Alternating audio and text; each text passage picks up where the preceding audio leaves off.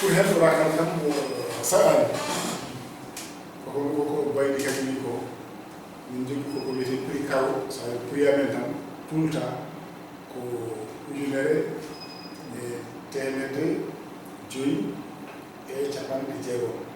ko noon de 7300 ɗum prix amen kaw kala kalɗo usine ina wawi aɗa sooda ɗum ɗo nawa kono kadi min jaɓata neɗɗo ne ara ɗo sooda ɗo par sahil gotel sahil ɗiɗo par ce que somin mbaɗi ɗum hamin bonnana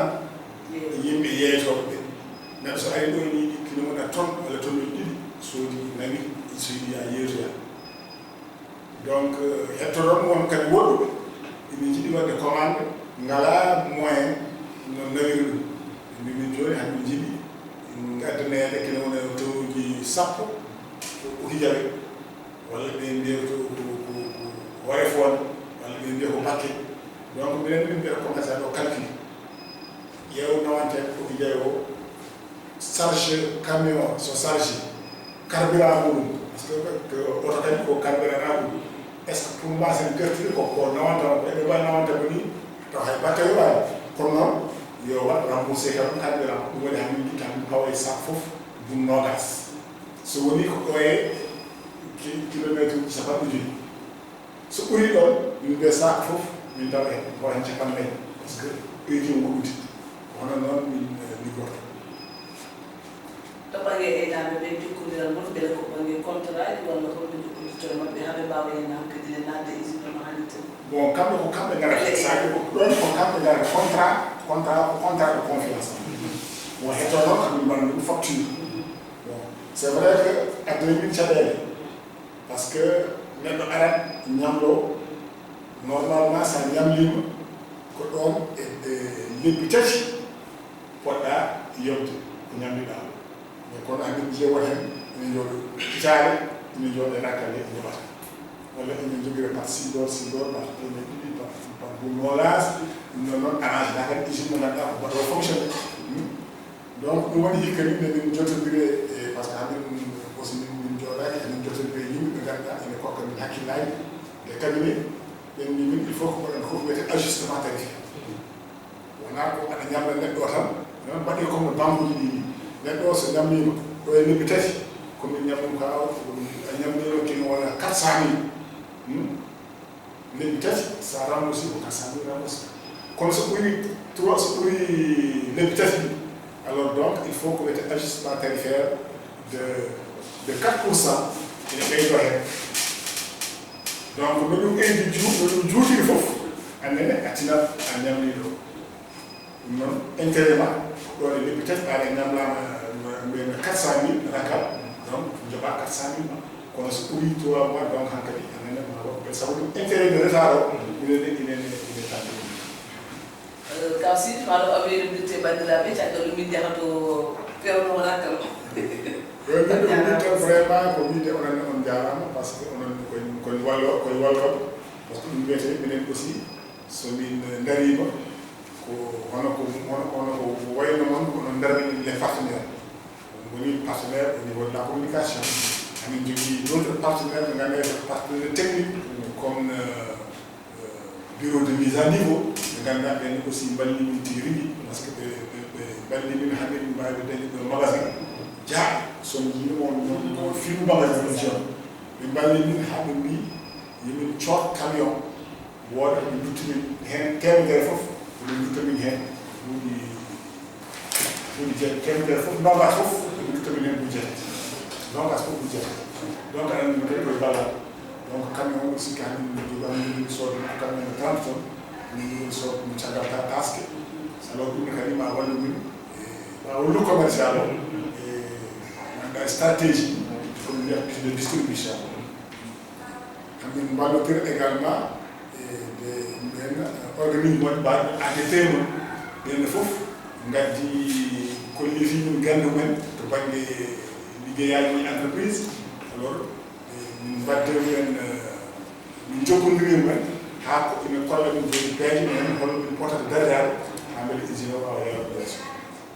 firta tan ko minen min jooɗata min tippa ɗo gotel alors hamin ƴeewa peeje fof pour holno usine o no ɓeygirto holno usine o no ɓeydito yaaji ha liggotoɓe ɓuri hewde par ce que plus usine o ine waɗa développé plus liggotoɓe usine keewa ɗum kadi ine jeeya e nafoore ɓe ganduɗa ene walla Sénégal fof par ce que ko wiyete ko lutte contre le chômage. en jahatto ƴewnowo akkawa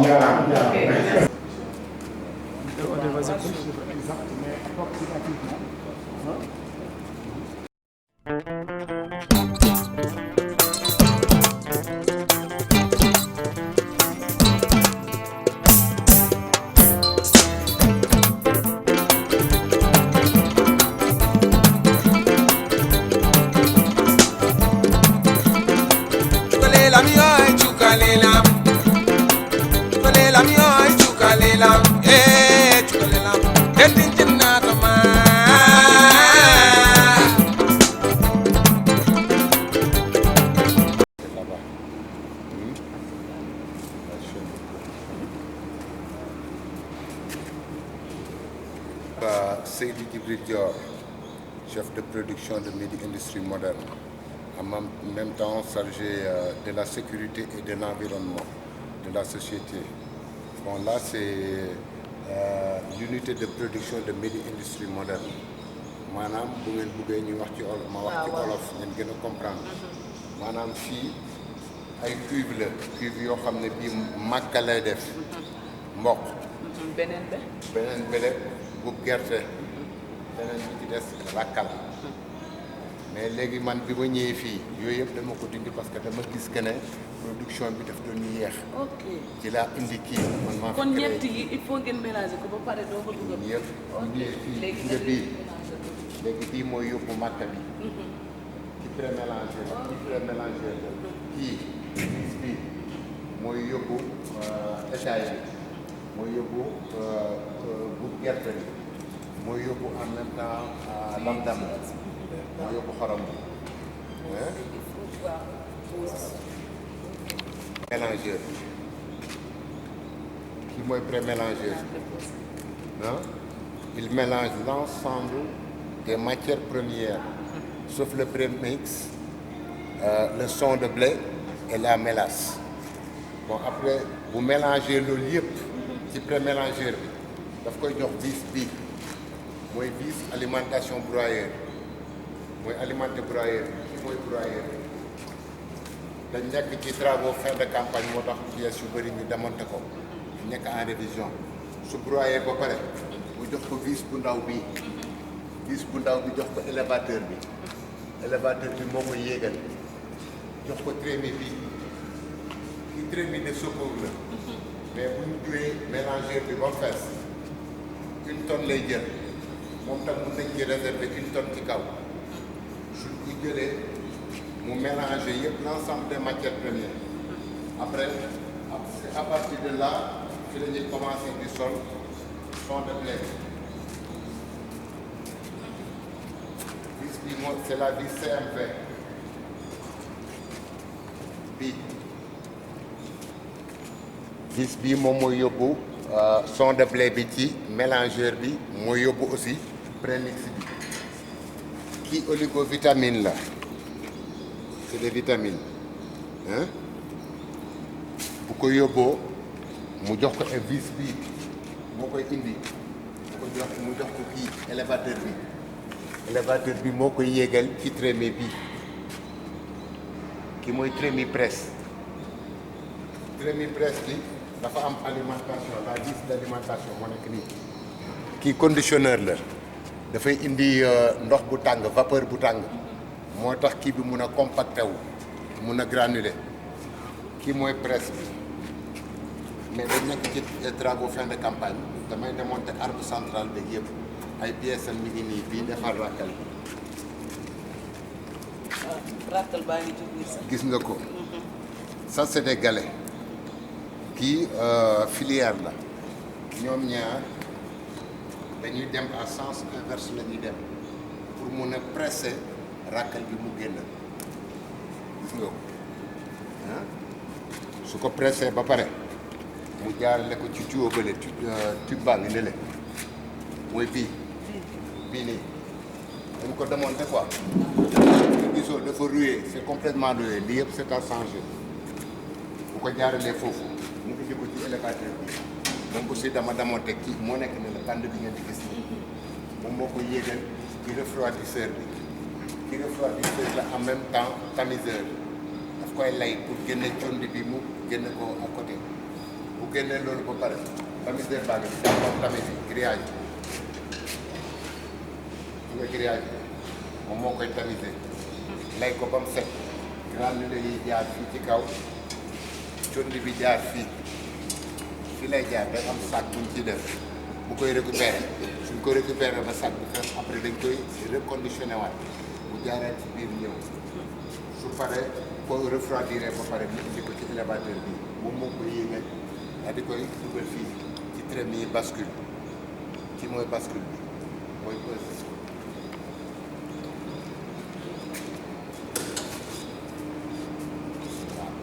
Bon en fait dama ko coupé fële quoi ci armoire électrique bi mais kii aussi comme fii kii mooy bâche à mélasse kii mooy mélasse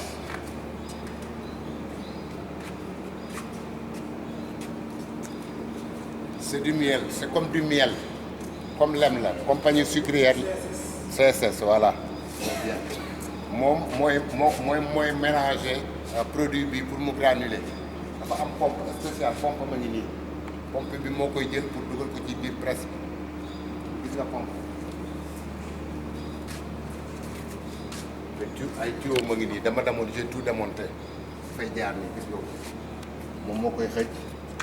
yéegal ko dafa am réglage am ak yëpp fu nga xam ne moom ngay réglé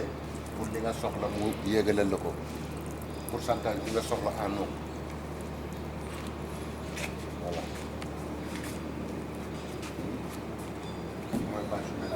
Actuellement on est en travaux de fin de campagne moom dañ koy génne ci biti rincé ko laver ko ba mu set soog ko diwaat monté ko ñoom ñëpp dañ commencé en fait les travaux de fin de campagne ah début des travaux lañ ne quoi mais machine yu bëri dañ ko war a démonter réviser waat ko yi changé ñu changé ko ay pièces ñuy commandé en France yi Chine yi au Sénégal aussi dañ fi commandé ay pièces beaucoup de pièces je commande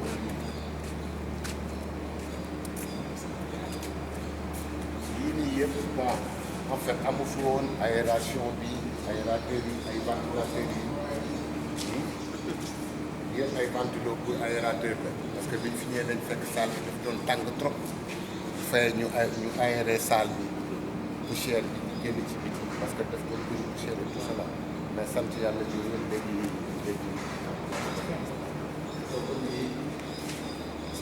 dañ ko commandé tout récemment à Dakar dañ ko war a changé parce que yi ci nekkoon c'était en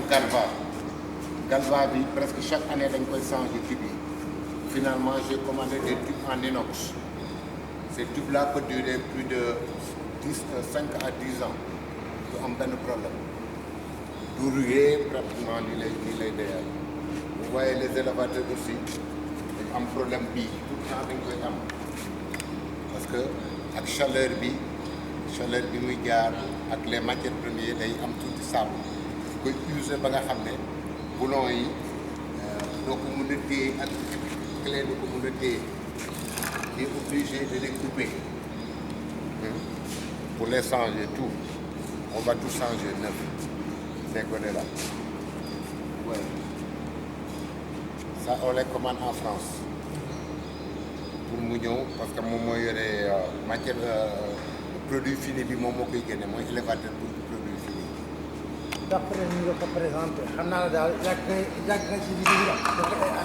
bi doo nouveau. waxoon naa ci yàgg. loolu moo tax ni nga expliqué rek da ngay xam ne kii yàgg na ci am expérience daal. waaw en fait. après combien d'années j'ai fait beaucoup de boîtes au Sénégal comme à la Sonacos j'ai fait 20 ans à la Sonacos. À la Novacène, j'ai fait 9 ans. Même NMA à la Pastami, j'en fais partie de ceux qui ont monté l'usine de la Pastami. Ouais. Je suis technicien en fait.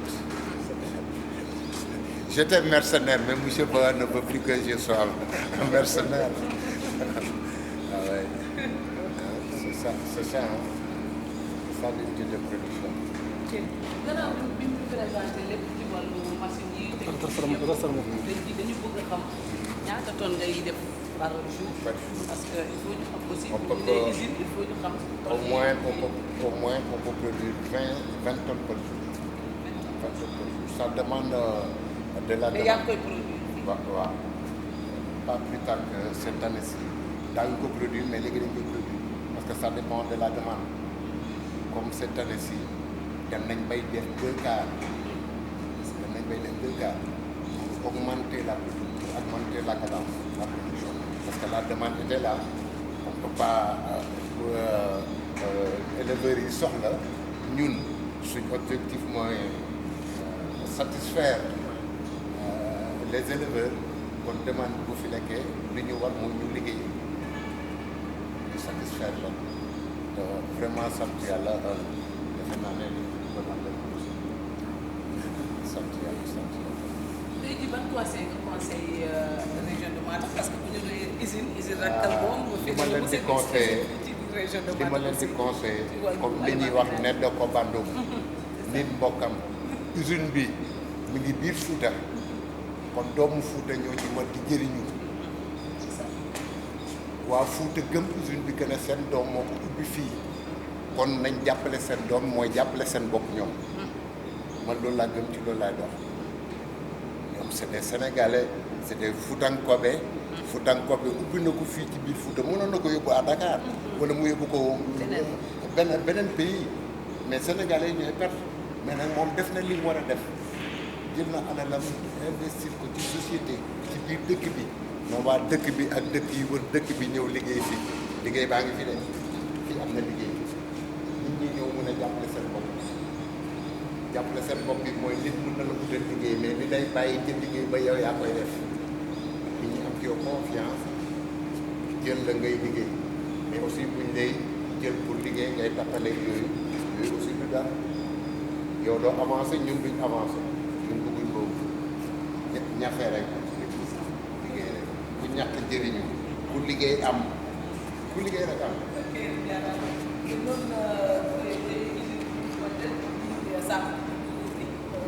yetton hannde o rakkal ɗum wona ɗum mankiɗo en sabu ceeri ndu halkedine yiɗi tomo fuɗɗima toɓde e aussi rakkal nan ɗo no kaw si ɗumiri ni tan hikka mbiɗen min usine o waɗi effort fof ha waɗi fodde kam ko ɓe miiƴuno eɓe mbaɗa ko inchallah ma yetto e dow jaam kono kadi ɓe keeɓi rakkal mo ngannduɗa ko moƴƴo jaaduɗo e jamanu bandiraɓe fof bettima hen kadi en di mboɗo anndi ko séréer par ce que joom ɗum ko séréer en ko séréer ko maccuɗo men ɗum waɗi ko waɗani en ko jiɗɗen ko nden ɗon kadi en beltani moom kadi ko ancien par ce que ko ɗum yiɗa neɗɗo fof so woni ancien ko nden ɓurata anndude golle ɗe kadi ko nden ɓurata yaarude yeeso nden noon eɗen mbiya tan jamma jamma acca ceeɗu no wiiri ni kadi usine o ko usine men alay saago ko enen mbawata wonde yen yimɓe ɓe ngannduɗa ɓuroɓe ɓattade usine o haade wonɓe garde kefta usine o e juuɗe meɗen tawa eɗen koye ni en jettotako nden ɗon kaw siɗi min gari hen ha ɗo min beltima aussi e jaɓɓugal moon e aussi tertade moon e aussi hollidde moon kala gueɗe usine o guila e fuɗɗode ha yettiɗo hen ɗum ɗon kadi Uros TV ene yetta moon e haalirde Timtimol FM en tottitoɓe konngol ɓe mbeynodira e bandiraɓe kaw siɗi caggal eɗen gandi hol sahuji lemiɗi ɗo sahuji ɗi kadi ko sahuji nattal kadi eɗen gandi hayso ko ndungu wona sahay sa fof eɗen jiiɗi hokkude baali meɗen ɗumde seeɗa kadi ɓeyɗo kadi vitamine e gandi ko ceerno ɗo ɗum hen aussi no wayno c'est vrai ko minen koko stock de sécurité tan waɗa ɗo timmani hedde 100 tonnes tan pour beele so woni manquiraɓe mbawa kam arde ɗo pour wawde sowde kamen jawdi mum te rakkal ngal aussi koko waɗa traité ne waɗi toujours comme wiyete pérical pour kowaji mbasa ɗadde hen woni saha saha fof kanko sono production so yontere fof te poudar o fulla less ala ko bonnata hay neɗɗo so newi ala ko ɗumen wona poson wona hay batte mais kono kam kowoje ɗe kam ine haɗa ɗum memde sakuji on jarama kono joni wonde taggoto encore ñoo xam ne ñu seetaan Uros TV ñu ngi lay jaajëfal bu baax et aussi xam nañ ne sa ancienneté man tam maa ngi leen di jaajëfal vraiment lii aussi lu baax la pour que léeg-léeg ñu ñuy wone wala ñu ñuy dégg ñu xam ne ñun ñi ngi exister fii ci biir Fouta doomu Fouta xam ko lenn rek lañ bëgg muy comme nii visibilité lañ bëgg bu ñu amee visibilité rek jeex na parce que xam nañ ne li ñuy defar baax na te óolu nañ ko garanti nañ ko wasalaam jërëjëf. ay goto wawa miijade ya 5 ans rakkal baduni ne sa faami fof nana hen ne yooɗi ne siwlisi donc usine aji ɗi joganaki ɓay bat wonɓe Dakar walla hande wonɓe région ji goɗɗi ɗi ay bat joganaki mawɗo sa daari oɗo fawi ɗo addi ɗo fawi 5 donc woto encouragé oɗon e wiide ɓeyde muñal départ o ça sera difficile mais ɗo seeɗa tan naggati seeɗa heddi ene fof poofe naggantinde objectif amen a haali joni minen ko hay commerçant goto kono adoye rakkal caggal région Matam eɗen namno ɗo hay commerçant goto adoye caggal région Matam rakkal en namɗo no yeeyi men fandare men ko rakkal nan ɗo kala koɓe cohli soɓe gari ɓe mbaɗo commande ɓe tawɗo en ɓe jeeyi e région Matam avant men taw noddiri woɓɓe enen puɗi adade yeeso enen jeeyi o haali joni o wi mataɓe jeeyi ko ɓe gaddana donc enen jeyna gaddana ko jawdi men woni ɗo wadde eɗen fof de procédérani waɗe feere naggaɗen usine o rakkalo so yeehi maɓe mbawa janggo yaccinde encore ɓe mbawa itto suka woɓɓe kadi ɓe mbaɗa ɗumen maɓe créé emploi tawa kadi prix o ma usto sa yeehi ko ñanɗa Dakar walla ha Diourbel ko joɓanɗa camion transport ko ɗo koye nder région en kaalilani directeur o wi eɓe mballa hay transportude e rakkal o wadde firtela ko wiide so wona vraiment directeur an équipement foof emin ñagono moon jaama cellal jone congé entretien ji moƴƴi so Allah waɗi jaam sen garti ɗo henne so waɗi reprise tawa kadi vraiment kadi yimɓe foti padi rakkal moɗon naate jeere e yeeye Allah jarama on jarama mi welti directeur voilà Samba yo ɓeyden après directeur ko yettude ko adi fof personnel o par ce que gila garɗen faali joni e ɓeɗen gonde meɗen ɓe kullita kadi kala ko woni nder galle hen gila ha joni tigui toon to bureau ji to en golle mabɓe ha ga e machine aji ɗi to banggue ha joni tigui stockage mabɓe ɗo donc ko weltare no fewi wi tan bandiraɓe ganduɗa ko aynaɓe walla yeeyoɓe foti sodde rakkal ɓe rakkal mo ganduɗa mo kodduɗa ɓuuri welde sodde ni e rakkal mo ganduɗa ma hoddani surtout noon taw qualité o kadi ko goto qualité sinno joni woni no qualité men o moƴƴani ene wawi wooda no yimɓe jiiri jaaha banque o kono hande qualité o ko même wadde firti ko adema yiɗide aɗa diwa manam tiga huuɗoɓe en yataw a ala lawol to ndewɗa tawa diwani wiide noon ko ɗum woni tan basitoɓe bandiraɓe ganduɗa wonɓe nder diwan Matam ɓe kamɓe kala men mbawa naggande usine o hono mim industrie moderne ɗo e dañcaji wawa ha joni tigui waɗa gueɗe ko yettin fadade ɗum kañum ɓuuri ɗum saabu so tawi neɗɗo liggoyiɗo ɓamtade liggotoko ɗum noon ko ɗum noon komin ñaguiɗi ɗum koɗi goto fof komin kalfiti ɗum voilà so ɗum ɓenni tan ko wiide ko Allah jarama e jarama kadi ne mbiya kadi yo Allah sembin waɗa sembin barikalla yo Allah ɓeydoɗa joni tigui mbawko ɓeyde yaajede on jarama jarama min beltima vraiment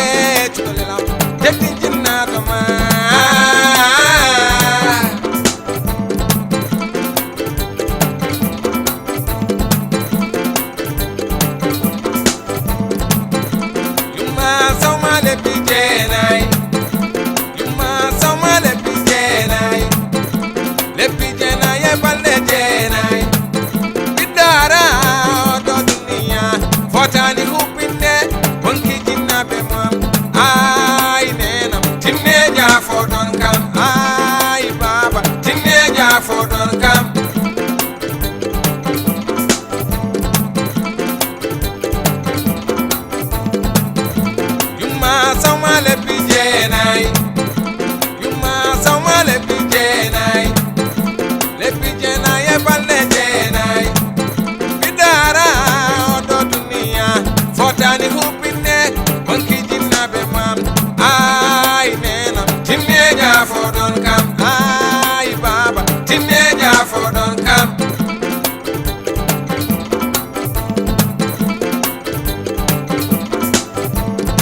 baba doga no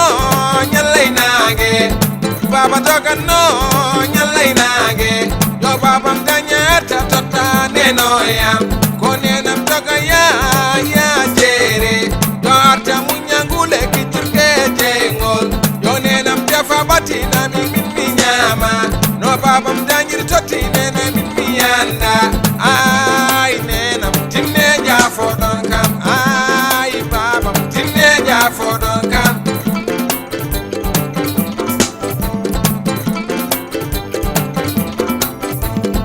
baba doga no nyalay nage baba doga no nyalay nage yo babam danyata tota neno yam ko nenam doga ya